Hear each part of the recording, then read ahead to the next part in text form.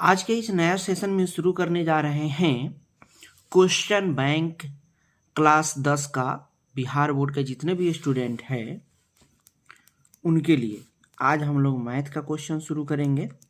ठीक है, 2011 से लेकर 2023 तक में जितने भी सारे क्वेश्चन मैट्रिक एग्जाम में पूछे गए हैं, इसमें एक और ऐड कर लीजिए 2024 तक में 10th क्लास बिहार बोर्ड में जितने भी मैथ्स का क्वेश्चन पूछा गया है उन सारे क्वेश्चन को हम लोग सॉल्व करेंगे। तो शुरू कर रहे हैं सबसे पहले वास्तविक संख्या यानी कि रियल नंबर से शुरू कर रहे हैं।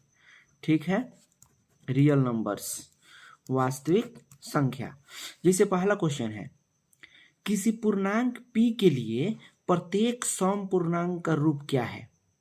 यहाँ ऑप्शन दिया हुआ है। तो इस क्वेश्चन को बनाने के लिए सबसे पहले जानना होगा कि पूर्णांक क्या होता है। ठीक है, पूर्णांक 0 -2 -3, एक्चुअली में इधर प्लस लिखते हैं, +4 +5 प्लस इन्फिनिटी तक, और इधर -1 -2 -3 -4 डॉट डॉट डॉट करके माइनस इन्फिनिटी तक संख्याओं का समूह है।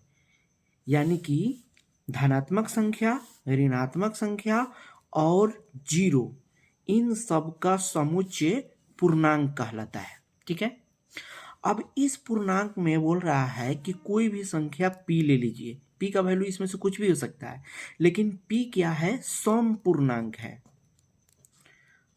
ठीक है, तो सम अगर देखेंगे तो पॉजिटिव में सम क्या है, 2 4 6 8 10, इस तरह से और होगा। और निगेटिव में क्या है, -2 -4 -6 -8 -10, इस तरह करते करते आगे है। अगर इसको 2 को लिखना चाहे तो 2 × 1 लिखेंगे, 4 को लिखेंगे 2 × 2, इसको लिख सकते हैं 2 × 3, इसको लिख सकते हैं 2 × 4, इसको लिख सकते हैं 2 × 5। उसी तरह निगेटिव में भी इसको लिख सकते हैं, निगेटिव तो रहेगा ही, बात वही है। 2 × 1, 4 को लिख सकते हैं 2 × 3, इसको लिख सकते हैं, ये हटा दिए, माइनस इधर लाइए, 2 × -1 2 × -2 या -2 2 × 4, फिर से इसको लिख देते हैं काट कर। ठीक है, इसको लिख सकते हैं 2 × -1, लिख सकते हैं इसको 4 को लिख सकते हैं 2 × -2, इसको लिख सकते हैं 2 × -3, इसको लिख सकते हैं 2 × -4, इसको लिख सकते हैं 2 × -5। ठीक है, यानी कि p जो सम पूर्णांक है, सम की बात करें तो वो 2 के मल्टीपल में है। ठीक है, अब 2 के मल्टीपल में देख रहे हैं तो ये एक क्या है, विषम है, 2 सम है, विषम है, सम है, विषम है।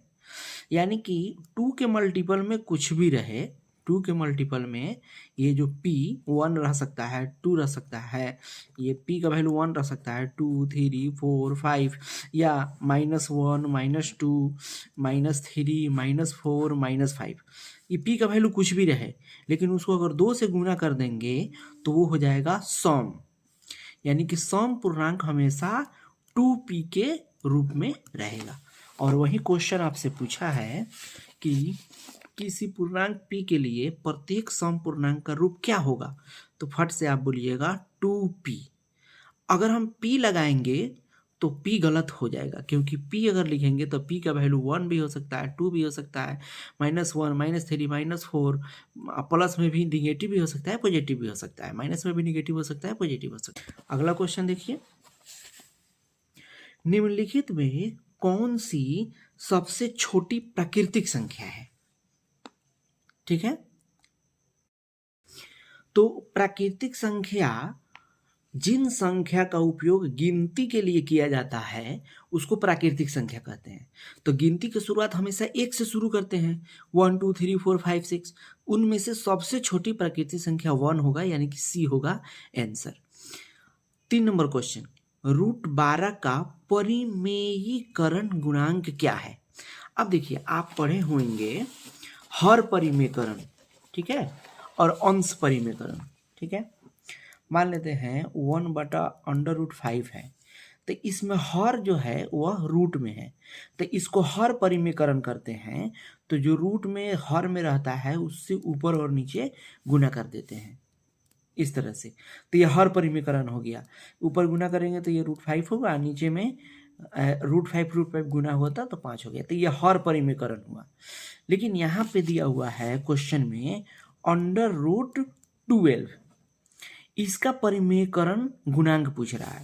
तो सबसे पहले √12 जो है, इसमें क्या कुछ ऐसा संख्या है जो बाहर निकल सकता है, जो रूट के बाहर निकल सकता है? तो 12 को सबसे पहले तोड़ेंगे, तो 2 दूने 4, दूना 8, 2 दूना 4 तो यही 12, इस तरह से 2 गुने 2 गुने 3। तो इसमें से ये 2 बार आया है, तो 2 बाहर हो सकता है, यानी कि 2 अंदर √3 लिख देंगे। अब इसमें परिमेयकरण करना है, यानी कि √3 को हटाना है। तो अब देखो √3 ये जो यहाँ है, ये 2√3 को हम लिख सकते हैं 2√3/1, यानी कि इसमें अंश में √3 है, इसको हटाना है। तो अंश का अगर परिमेयकरण करेंगे तो जो रूट में रहता है उतना से ऊपर नीचे में गुना करते हैं। तो हमने कितना से गुना किया? √3 से। तो इसलिए यहाँ पे जो क्वेश्चन दिया हुआ है √12 का परिमेयकरण गुणांक वो होगा √3, ए में होगा √3। ठीक है, अगला क्वेश्चन देखिए। यदि 130 बराबर 15 गुने 8 प्लस 10 एवं 15 बराबर 5 गुने 3 प्लस 0, तो मौसा 130 और 15 का क्या होगा? देखिए बहुत ही शानदार क्वेश्चन है। यहाँ पे 130 बराबर दिया है 15 गुने 8 प्लस 10 और 15 बराबर दिया है 5 गुने 3 प्लस 0। तो यहाँ पे यूक्लिड विभाजन एल्गोरिदम से अगर देखें तो पाएंगे कि 15 और 5 का HCF क्या है? 5 है। ठीक है, अब यहाँ पे देखिए, यहाँ से देखते हैं तो 130 बराबर 15 गुने 8 प्लस 10 आया। अब यूक्लिड विभाजन एल्गोरिदम याद करिए कि जब रिमाइंडर 0 नहीं होता है, यहाँ पे रिमाइंडर 0 नहीं है, यहाँ पे रिमाइंडर 0 था, इसलिए HCF हमने 5 लिख दिया। यहाँ पे रिमाइंडर 0 नहीं है, तब क्या करते हैं? तब करते हैं कि इसको और इसको, यानी कि A बराबर BQ प्लस R में B और R का फिर हम इस तरह से लिखते हैं, भाज्य बराबर भाजक गुने भागफल जोड़ शेष, यानी कि 15 और 10 के बाद में 15 और 10 को हम इस तरह से लिखेंगे। तो 15 बड़ा है तो 15 बराबर लिखेंगे 10 गुने 1 प्लस 5। ये बात समझ में आई कैसे मैं लिख दिया? 15 10 को भाग देंगे, ठीक है, 15 और 10 को भाग देंगे, बड़ा 10 है, बड़ा 15 है तो 10 से भाग देंगे, 10 से कम 10, 5 शेष। ठीक है, तो शेष आ गया कितना? 5। तो 15 बराबर 10 गुने 1 प्लस 5 यहाँ लिख दिया। फिर यहाँ पे देखें कि रिमाइंडर 5 आया। अब फिर इस दोनों को भाज्य बराबर भाजक गुने भागफल जोड़ शेष के रूप में लिखेंगे। तो क्या लिखेंगे? 10 बराबर 5 गुने 2 प्लस 0 लिख सकते हैं ना, क्योंकि 10 5 में फिर अगर भाग देंगे इधर 5 से, 5 दूना 10, शेष हो गया 0। तो 10 बराबर 5 गुने 2 प्लस 0, जो कि मैंने यहाँ लिख दिया। अब यहाँ पे रिमाइंडर 0 आ गया, तो यहाँ पे HCF 10 और 5 का कितना आएगा? 5। यूक्लिड विभाजन एल्गोरिदम से रहा। ठीक है, तो अब एक चीज और जानिए, 10 5 का HCF 5 है, ठीक है, और यहाँ पे देख रहे हैं 15 5 का HCF 5 है। अब हम यहाँ पे लिखेंगे, क्या लिखेंगे? देखिए क्या लिखेंगे, जो आया है उसी को लिखेंगे। 10 5 HCF 10 5 कितना है? 5। फिर HCF 15 5, HCF 15 5 5, तो HCF 130 15 बराबर, नहीं दिख रहा था, HCF 130 15 बराबर क्या, यही हमको निकालना है। तो यूक्लिड विभाजन एल्गोरिथम बोलता है कि HCF of A and B बराबर HCF of B and C बराबर HCF of C and D। यानी देख रहे हैं इन दोनों में एक शामिल है, इन दोनों में भी एक मिल रहा है। कोई एक अगर संख्या मिलते जा रहा है तो सबका HCF समान ही रहेगा। तो यहाँ देखिए इसमें अगर देखेंगे तो HCF 10 5 है, यहाँ पे HCF 5 15 है, दोनों में 5 मिल गया। उसी तरह इन दोनों की बात करें तो HCF 15 5, HCF 130 15, दोनों में 15 मिल रहा है, इसलिए इसका भी HCF 5 होगा। यही हो जाएगा आंसर। तो इतना हमने टाइम लगा दिया, ज़्यादा टाइम लग गया ना। आपको ज़्यादा टाइम लगाना ही नहीं है, क्वेश्चन बनाना है आपको। सीधी सी आप क्या करिएगा, 130 और 15 का भाग दे दीजिएगा, 130 15 का HCF निकाल दीजिएगा, भाग विधि से HCF निकाल दीजिएगा, ठीक है। तो 15 से 130 में करेंगे तो 15 8 120 0 1, ऐसे घेर के फिर यहाँ 15 निकाल देंगे, 10 से कम 10 5, ऐसे घेर के फिर यहाँ पे 10 लिखेंगे, 5 दूना 10 शेष 0, इसलिए यहाँ पे HCF 5 हो गया आंसर। इतना आपको करने की ज़रूरत ही नहीं है, ठीक है। चलिए अगला क्वेश्चन देखते हैं।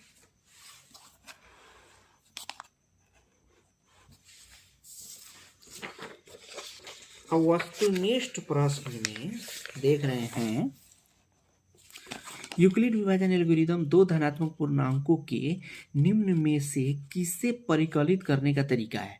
तो यूक्लिड विभाजन एल्गोरिथम से हम लोग HCF निकालते हैं, यानी कि मौसा निकालते हैं, महत्तम समापवर्तक, हाईएस्ट कॉमन फैक्टर HCF या मौसा। 45 60 का मौसा क्या होगा, तो 45 60 का मौसा, 45 और 60 का मौसा में 60 बड़ा है तो 45 से आप इसमें भाग दे दीजिए, फट से भाग विधि से निकाल दीजिए।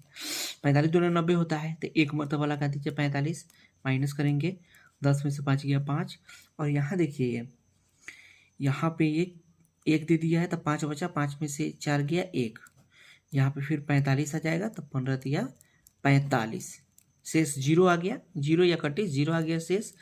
अब शेष 0 आ जाने से ये वाला हो जाता है HCF, यानी कि 15 हो गया HCF, ठीक है। 45 60 के HCF 15, डी हो जाएगा आंसर। एक अशून्य परिमेय और अपरिमेय संख्या का गुणनफल क्या होगा। देखिए अशून्य परिमेय यानी कि कोई परिमेय संख्या है, ऐसा परिमेय संख्या जो 0 नहीं है, और एक अपरिमेय, इन दोनों को निकालेंगे तो क्या आएगा। तो याद रखिएगा परिमेय संख्या और अपरिमेय संख्या का गुणनफल हमेशा अपरिमेय ही होता है, और इनका जोड़ भी हमेशा अपरिमेय रहेगा, इनका घटाव भी हमेशा अपरिमेय रहेगा, ठीक है, याद रखिएगा। और भागा क्या है, भागा भी हमेशा अपरिमेय रहेगा।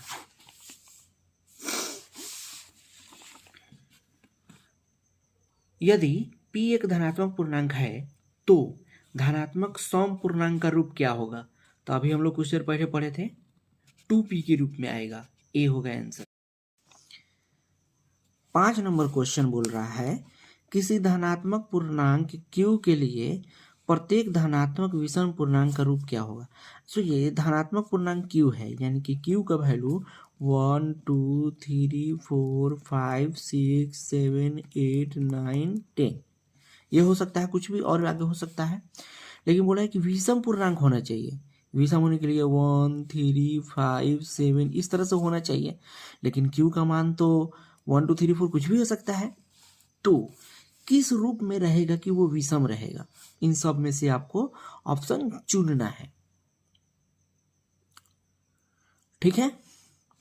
तो अगर 6q के रूप में रहेगा तो 6 × 1 करेंगे तो 6 आएगा, पहले 1 है इसलिए, तो ये क्या हो गया, ये तो सम हो गया, तो ये सरासर गलत हो गया, 6 क्यू नहीं रहेगा। 6 क्यू+2 लिखेंगे तो पहले 1 ही रखिए, तो 6 × 1 आप +2 करेंगे, यानी कि 6 क्यू+2, तो 6 2 8, ये भी सम आ गया, ये भी नहीं होगा। अच्छा 6 क्यू+1 रखेंगे तो क्यू का वैल्यू 1 रहने पे 6 × 1 आप प्लस क्या है यहाँ पे 1 है 1, तो क्या होगा 6 एकम 6 1 7, वेरी गुड, विषम आ गया। अच्छा क्यू का वैल्यू 2 रहने पे क्या होगा 6 क्यू 2 है अब +1, तो 6 दूना 12 1 13, वाह भाई विषम आ गया। अच्छा 3 लेते हैं क्यू 3 लेने पे 6 क्यू+1 होगा क्या 6 × क्यू 3 है आप +1, तो 6 3 18 1 19, विषम आ गया। वाह ये सेट कर गया, यानी कि सी वाला मेरा सही हो जाएगा आंसर। डी क्यों नहीं होगा, क्योंकि 6 क्यू+2 लिखे थे यहाँ पे तो सम आया था, तो 2 के बाद अगर 4 जोड़ेंगे वो भी तो सम ही आएगा, तो ये सी हो गया आंसर। अगला क्वेश्चन देखते हैं।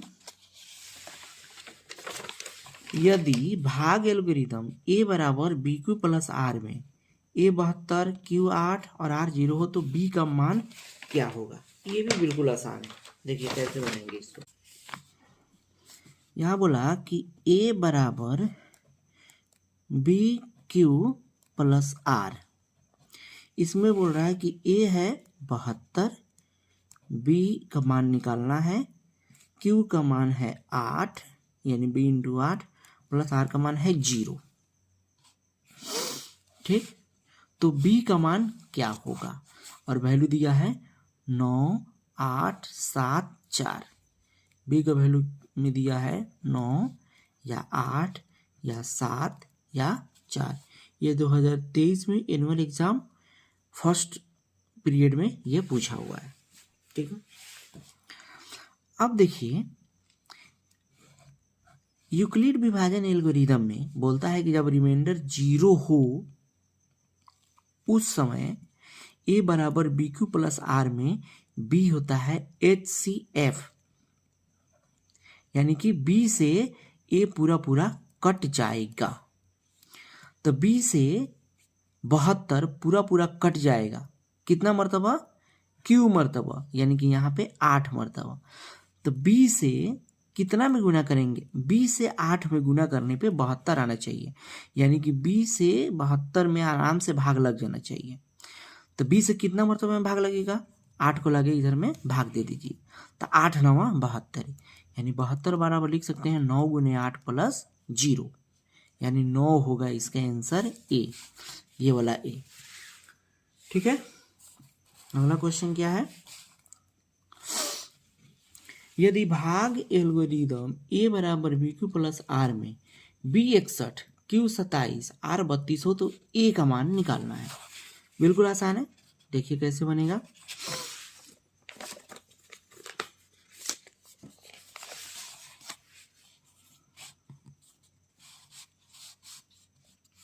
देखिए ए बराबर बी क्यू प्लस आर में बी का वैल्यू दिया है 61, क्यू का वैल्यू दिया है 27, ये देखिए 27, आर का मान है 32, तो ए का मान क्या है भाई, बिल्कुल आसान है, इसको सॉल्व कर दो हो जाएगा आंसर। तो 61 × 27 + 32, 61 में 27 से गुना करना पड़ेगा, मेहनत तो करना होगा।